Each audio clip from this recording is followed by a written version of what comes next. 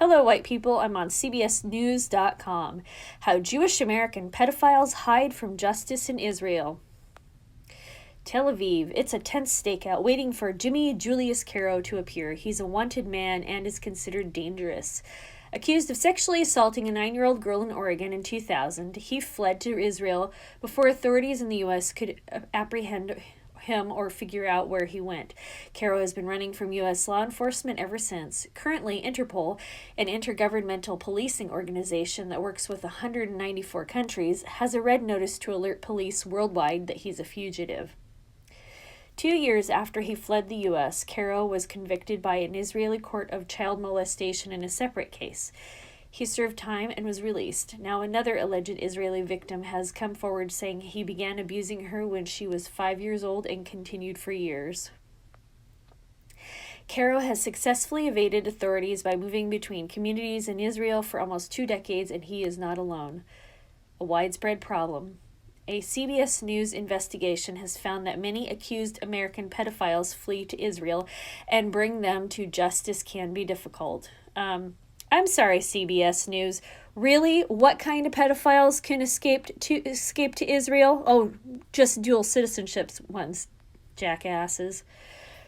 Jewish Community Watch, JCW, an American organization that tracks accused pedophiles, has been trying for years to find Caro and help bring him to justice. JCW says Caro and other wanted men and women have been able to exploit a right known as the law of return, whereby any Jewish person can move to Israel and automatically gain citizenship.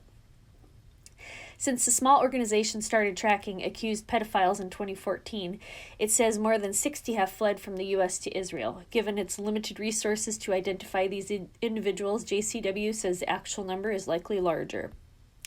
The same thing that is going on in the Catholic Church right now around the world, the exact same thing is happening in our community. JCW's founder, Meyer Seewald, told CBS News. This I highly doubt, but anyway.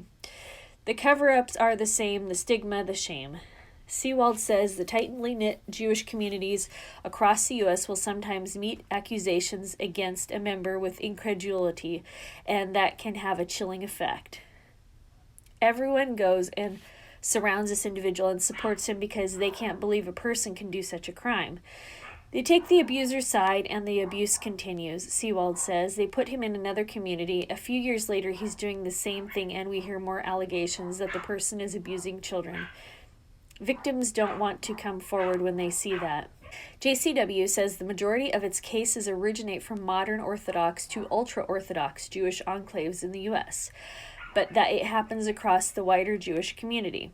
Because perpetrators can't be held accountable unless victims come forward, many cases are believed to go unreported. To try to get them out into the light, JCW holds awareness events across the U.S. and offers victims of sexual abuse advice and emotional support. Mendy Hauk decided to come forward after receiving support from JCW. The father of 2 says he was just 8 years old. What do you say his name's Mindy? Oh, I guess it's Mendy, M-E-N-D-Y, Mendy. What a weird name. Anyway, the father of 2 says he was just 8 years old when he was molested by a teacher at his Orthodox Jewish school in Los Angeles. Hauk says the abuse started one day when a friend brought in cookies for his birthday. I actually went ahead and reached for the biggest cookie, he said. Put it back and you could come back by recess and get your cookie, Hauk said. So after he handed out the rest of the cookies to the other classmates, I had to stay behind if I wanted my cookie, and I did. He called me up to his desk, and that's when he started rubbing me. His alleged abuser is Mordecai Yom Tov, a then 35-year-old Hebrew teacher. I jumped backwards like a step or two, and he grabbed my hair and said, "It's fine. You can come close. I won't hurt you. There is nothing wrong." And he did it again, Hauk recalls. Hauk said the abuse continued over the course of the year. He said he felt trapped with nowhere to turn. When the year finished, Hauk moved on to the next grade. That's when Yom Tov's crimes caught up to him. In 2001, police arrested and charged him with committing lewd acts with 3 of his other students, ranging in age from 8 to 10, but Hauk never told anyone about his ordeal until years later. Yom Tov eventually pled guilty, served time in jail, and was released on probation. Oh boy. But once free, he violated his probation by fleeing to Israel via Mexico. JCW tracked him down and confronted him in Jerusalem with a hidden camera. Yom Tov admitted that he violated his probation and illegally fled the United States. With help, he also said that in Mexico he obtained a fake passport in order to travel to Israel, where he lives illegally. Yom Tov denied abusing Houck, but offered a general apology to his victims, saying, "I'm very, very sorry. I hope that God will help every single person who went through this. Please forgive me." Okay, yeah. Doing that to somebody and it's like, "Oh, please forgive me." Yeah, that's not a forgivable crime. Sorry. It wasn't until 2016, when another alleged victim of Yom Tov and friend of Houck's came forward, that Houck felt compelled to tell his story. He filed a police report hoping to get justice, but says the process has been slow. For him, justice is twofold. "I want the LA County District Attorney to step up their game, actually fight to get him back here and give him what he deserves," he says. "And also, I want the communities to make sure this doesn't happen again." The district attorney's office told CBS News that there has been no request to extradite Yom Tov back to the United States and declined any further comment. Red flags, more victims.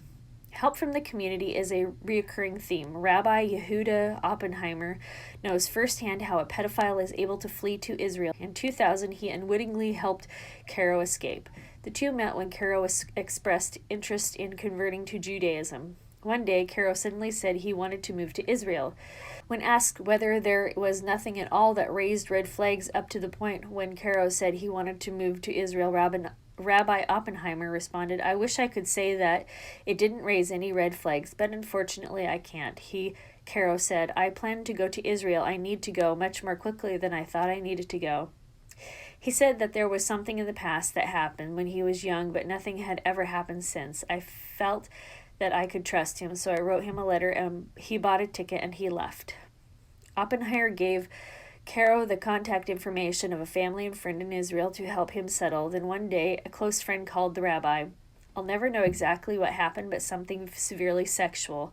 Something happened with their daughter, and Caro was arrested." Oppenheimer said it felt like a punch in the gut. "It was very painful." He says he carries the guilt to this day, and that's why he came forward with his story. He has a message for other rabbis and community leaders. When somebody has offended in this way, the odds are that they will do so again, no matter how kind and pious and wise and nice and charismatic they are. Oppenheimer says, "You simply can't trust them. You have to take steps to prevent. You cannot have them around youngsters. You cannot have them in your home." One of the girls Caro allegedly abused in Israel is Amuna. She asks us not to use her real name to protect her family. If that's a fake name, that's a horrible choice. "I was 4 or 5 years old. My mother was on bed rest. My father is a rabbi, so he wasn't home. Caro used to come to our house. We used to play games, and then it became sexual." The alleged abuse took place over the course of more than 2 years. A July 2019 Israeli indictment against him details allegations of severe sexual abuse, including rape and sodomy. Wow, that's horrible. She says he would threaten and manipulate her to keep her quiet. Oh my gosh.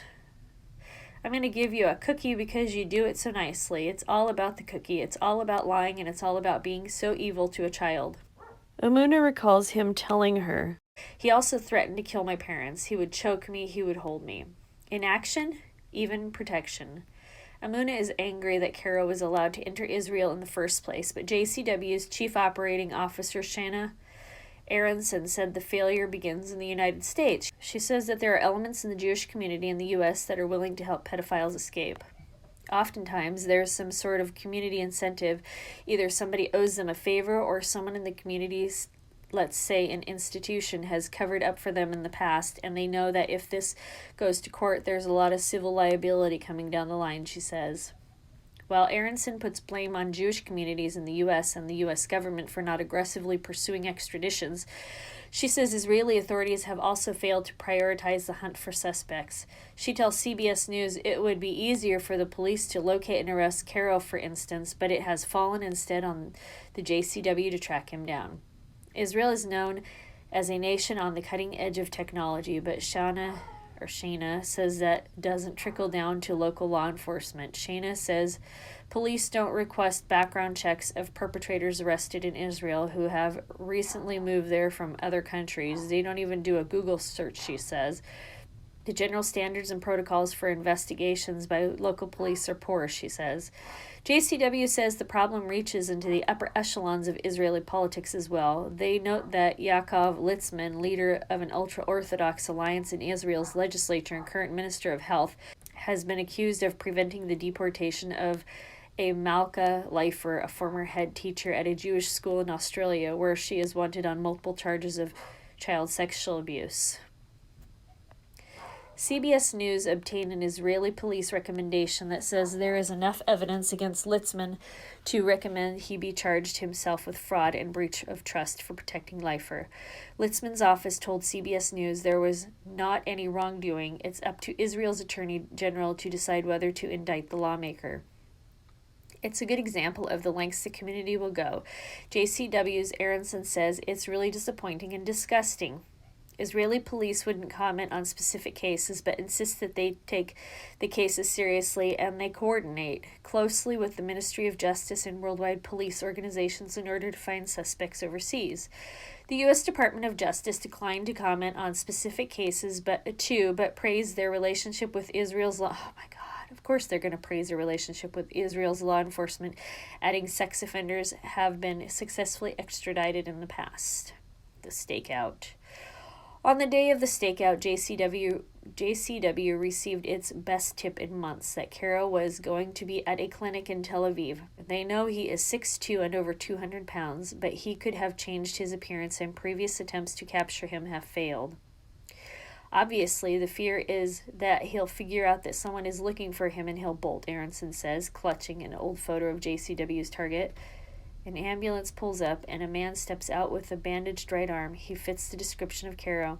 Aronson's team confirms his identity and calls the police. Within 5 minutes, a police officer on a motorcycle arrives, and they move in to make the arrest. Caro is brought out by 2 officers. He doesn't look surprised to be in custody. We asked him if he assaulted a girl in the United States. No, he replies. He denies fleeing to Israel, but doesn't answer when asked if he assaulted girls in that country. He says he knows he's wanted under an international arrest warrant. Caro now faces charges in both Israel and the U.S. The district attorney's office in Clackamas County, Oregon, I don't live that far from Clackamas County, you guys, told CBS News it was working with federal authorities to secure his extradition. Outside the clinic, Aronson calls Amuna to share the news of Caro's capture. In Israel, victims are allowed to confront alleged offenders before trial. Amuna brought a box of the same cookies Caro used to manipulate her to throw back at him. Wow. It was good to confront him, she says, to have that closure in my life. Meanwhile, Mordecai Yom Tov remains at large. This is absolutely horrible. You know, the tribe always gets the privileges, but why are they talking about this? That's what I want to know. I mean, this is horrible, and we know these people are very tribal, and they always have in-group preference, but why isn't the news media part of this tribe too? So why are they telling us about this? What are they covering up? Because, you know, it's always some sort of smoke and mirrors game with them. All right, white people, that's the damage for now. Thank you so much for listening. I look forward to your comments below.